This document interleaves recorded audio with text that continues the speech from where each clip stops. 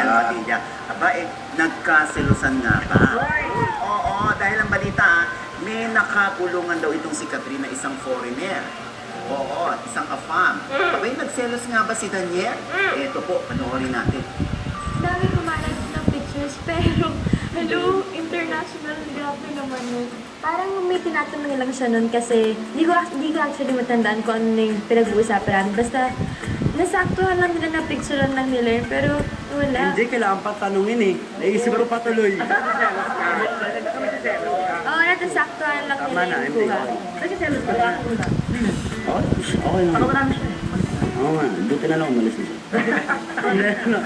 Pero ang good news naman para sa lahat ng Katniel fans, ang pelikulang muli nilang pagsasamahan. Noong Miyerkules, ginanap ang story conference ng kanilang horror movie na Pagpag. Masaya! Oo naman, diba, for a change. So, ibang genre ulit. So, exciting. Masaya naman ako para sa amin ni Catherine. Dahil nagtutuloy-tuloy. Oo, nag-uusap kami parati mga director from before sa Princess Inay. Sabi ko nga ako gusto ko ng horror. Si Catherine nakapagawa. Bakit nandiyan pa si ano? Kasama namin si Paolo Aguiluco, si Nikki Hill, sila Michelle Vito, Dominic Roque, CJ, yun, more on sa IT Miles, of course. Parang barkada kasi sila, so marami ring mga teams na kasama.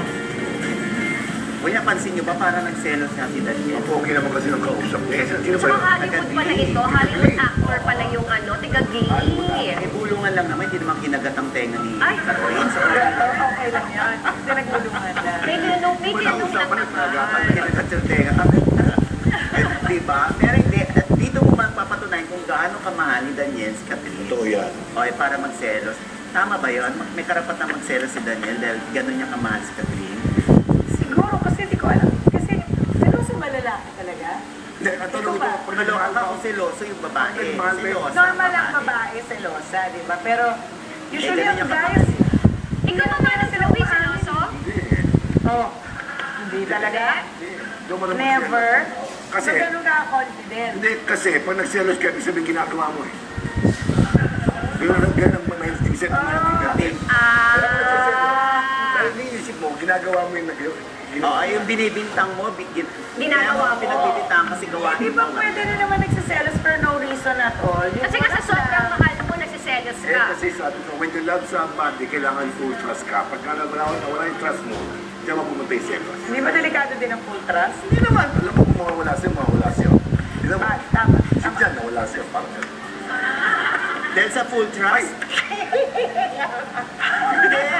Ako naniniwala ko hindi dahil sa full trust na yung trust na sinasabi. Nagkaroon sila ng ilan ng anak nyo? 4. Wala yung trust. Wala yung trust doon. Kaya nagkaroon sila 4 na anak. Tanong dito, pag nagmahal ba kayo ng babae, talagang kahit na sino katabi nyo, yung